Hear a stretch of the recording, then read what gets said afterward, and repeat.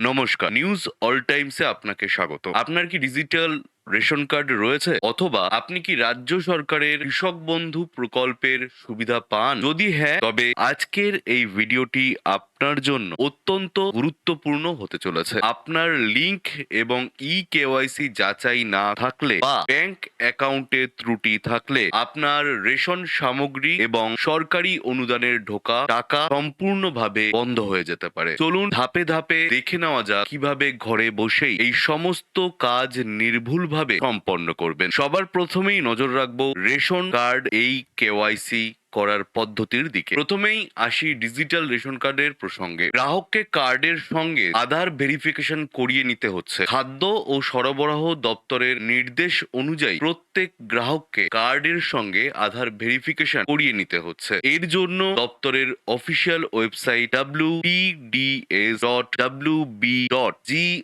wpds.wb.gov.in এ গিয়ে check KYC status অপশনে click করুন। আধার নম্বর এবং মোবাইল ওটিপি প্রদানের মাধ্যমে কয়েক মিনিটেই আপনার স্ট্যাটাস যাচাই ও অ্যাক্টিভ করে নিতে পারে। পর্ব 2, কৃষক বন্ধু জমির খতিয়ান ও রেকর্ড যাচাই। দ্বিতীয়ত, কৃষক বন্ধু প্রকল্পের সুবিধা পেতে জমির খতিয়ান বা আর তথ্য আপডেট থাকা বাধ্যতামূলক। আপনার জমির নথির সাথে বাংলার ভূমি পোর্টালের অনলাইনের রেকর্ডের কোনো অমিল থাকলে স্থানীয় ব্লক কৃষি আধিকারিকের কার্যালয়ে গিয়ে দ্রুত সংশোধন করে নিতে পারেন বা করিয়ে নিন, যাতে পরবর্তীতে কিস্তির টাকা পেতে কোনো বাধা না আসে। ব্যাংক অ্যাকাউন্টে যদি ডিবিটি ও এনপিসিআই সমস্যা থাকে তা সমাধান করাও খুবই গুরুত্বপূর্ণ। তৃতীয়ত, কৃষক বন্ধু পোর্টালে অনেকের স্ট্যাটাসে ট্রানজেকশন ফেইল্ড বা অ্যাকাউন্ট ইনভ্যালিড লেখা দেখাচ্ছে।